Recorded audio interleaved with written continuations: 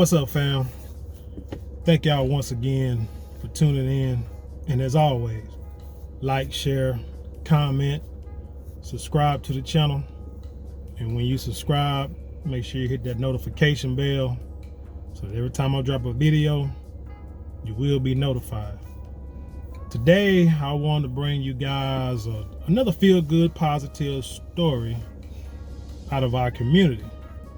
Now, this story comes from Waxahachie, Texas, and it's about a young local man donates free school supplies to WISD students.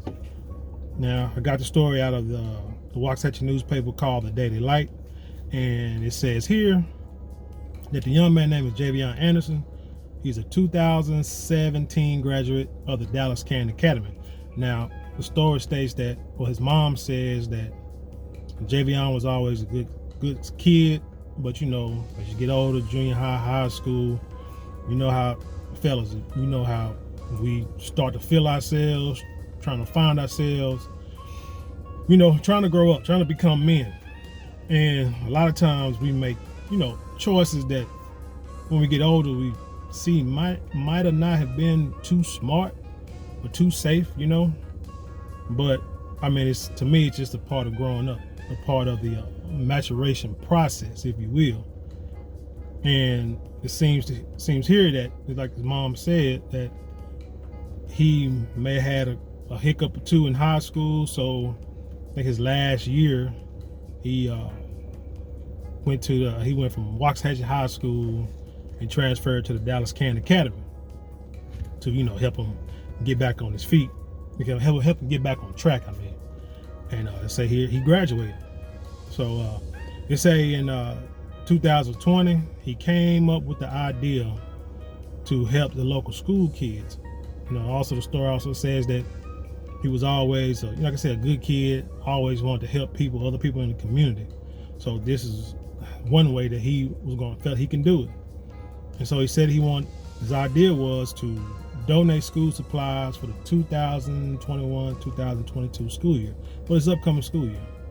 And they say last April, Javion got help from his parents, Jerry and Kimberly Anderson, out of Waxahachie, and his grandmother, Gloria Cage, out of Mesquite, Texas, and his sister, Kamara Anderson. And it says here that they purchased and filled 65 new backpacks with free school supplies. It said also, the backstory said he always maintained a job, and he sends money to his sister at Prairie View A&M every week, which is the HBCU that his sister attends.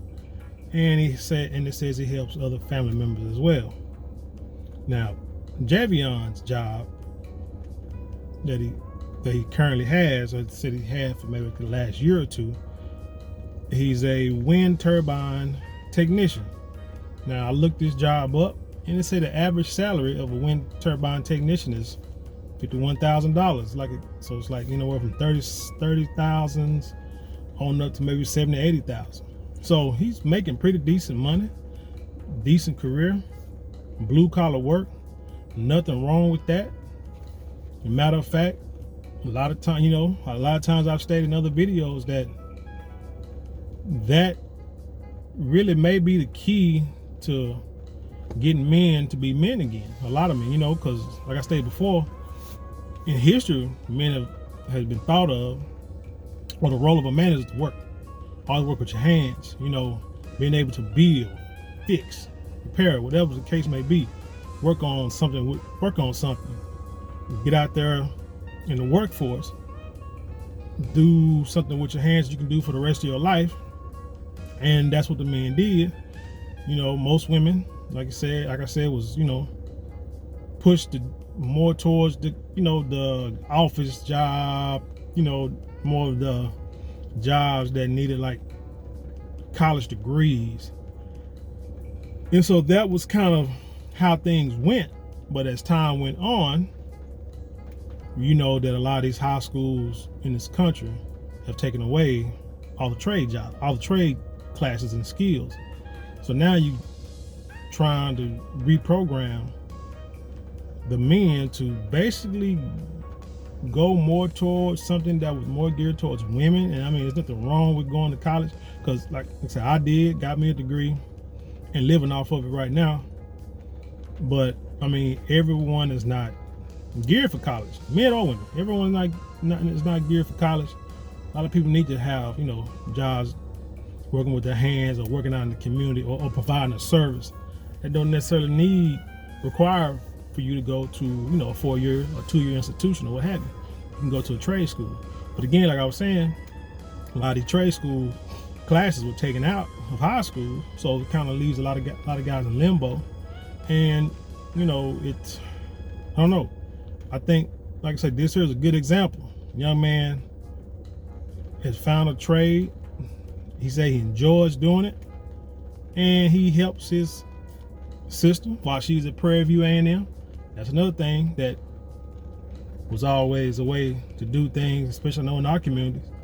The older family member, the older brother or cousin, who have you, they would, have the money, have a job or career, and could help their younger siblings get through school, go to college, start their lives, and just trickle on down to the last one. And then that person, you might help cousins and nieces and nephews and stuff that, like that. So, I mean, this is like a prime example, a great example. One, you got both parents.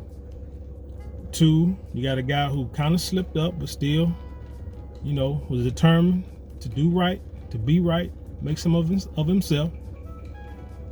Got a job, a nice career that he enjoy, and he can help people.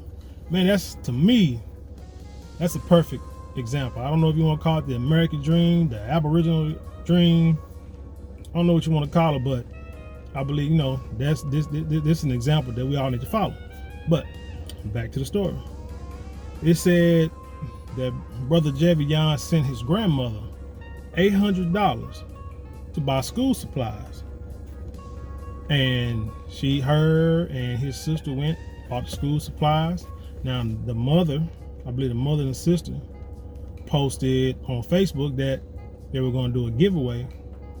And this was like this past Thursday, which is like the 30th or 31st or what have you, of July. They're going to do a giveaway, and Waxahachie give away 65 backpacks. They said they got a lot of responses from the Facebook post. A lot of people saying they need, supplies, but like Javion said, or they said in the story, unfortunately he couldn't help everybody. But I'm quite sure as the story gets out, I'm quite sure his mission will be able to grow and reach out to more people, and more people will donate. Because it says here also that no other church or organization assisted with donating or purchasing the supplies. And now that's kind of troubling to me, because I don't know how much promotion they did other than the Facebook post. But if people saw the Facebook post, if someone saw it, that means I'm quite sure that someone in a church or a nonprofit organization saw the post. And it's kind of hard to believe that no church, helped in the donation, even helped them hold the giveaway, because I know that, Waxahachie is a small town. Most of the Aboriginal people stay on what you call the east side. And on that side, I could say there's at least 3, 4, I'm gonna say at least about half a dozen churches that I know of, pretty much located on one street or branched off of that street, on streets that are branched off that main street, or Martin Luther King Boulevard, Junior Boulevard. So that's kind of, kind of like, kind of make you wonder. But I don't know. But also, like I said, Waxahachie is a small community, so I don't know if he, was born and raised in Waxahachie. I'm not sure how long his parents have been out there. I don't know. Maybe they're from some other part of the city, other part of the state, and moved to Waxahachie, because a lot of times when people get older, they want to move somewhere a little more quiet, something a little more space. And Waxahachie, at this right now, it's still somewhat country. Now it is growing, and it's growing fast. So who knows how it's going to look in a few years? Well, I know it's not going to look the way it looks now in a few years. But hey, But this story here I want to bring because, like I said, it's a feel-good story. It's a story. It's basic in its approach, and it's like a lot of us sit back and say, you know, we wait on like the government or the schools or someone, you know, some entity like that that's ran by them folk. We want them to, you know, give us handouts. We want them to, like, you know, do for us and to save us. But in actuality, if you look at it, it's not gonna happen that way. Because you got to look back on it, man. If you look back on it for the last, how long we've been here, say, what was that, 1555 when we first, you know what I'm saying? A lot of our people first got here, or when, you know, the first start to create the country, the slaves. But that's a recorded history that we know of. But we know that since slavery and after slavery and Jim Crow, and during the whole civil rights era, they call it, in the 60s or whatever, 50s and 60s and 70s or whatever, our people have been trying to get some type of reparation. I'll just say that. Want to be treated a certain way, and acting, you know, begging for them folk to stop doing what they're doing, change their mind how they treating us, and to save us. When in actuality, the same things that we're, you know, complaining about and wanting to do now, you know, want something to be done now, it's been said for decades or hundreds of years. So eventually we as a people got to sit here and say, hey, they're not going to change.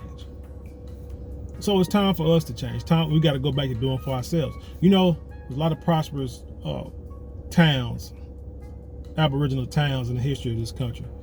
And a lot of it came because them, you know what I'm saying, them folks cast us aside and say, y'all go do what y'all do. But then they blink twice and we got these thriving and sprawling communities, and then they get upset and then they want to tear it down.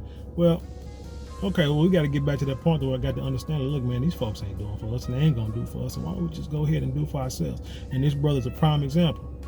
Man, brother got a job, brother, you know what I'm saying, raised money and donated 65 backpacks. Now hopefully maybe next year, you know what I'm saying, I'm sure he'll get to over 100, a couple of hundred, who knows. This right here is inspiring myself to do something similar to this, if not the same thing, or if not, donating to him myself. You know what I'm saying? For the next time we have this free giveaway, because that's the only way we're going to make sure that we are taken care of. But anyway, that's enough for this story. Tell me what you think. Hopefully y'all will see this, man. Y'all share this, let everybody know about it. I'm gonna try to put some links in the description box with a story, Facebook page, or what have you, just so we can monitor this brother. So whenever he does another giveaway, you know, school supply giveaway like this, we can all participate and, you know, send and donate. But until next time, as always, like I say, like, subscribe, share. Make sure you comment. Hit the description box below and hit the links if you want to you know, help support this channel. I got a Patreon page up now. I got it relaunched. I'm trying to get it back together because eventually that's going to be my main way of bringing y'all exclusive content.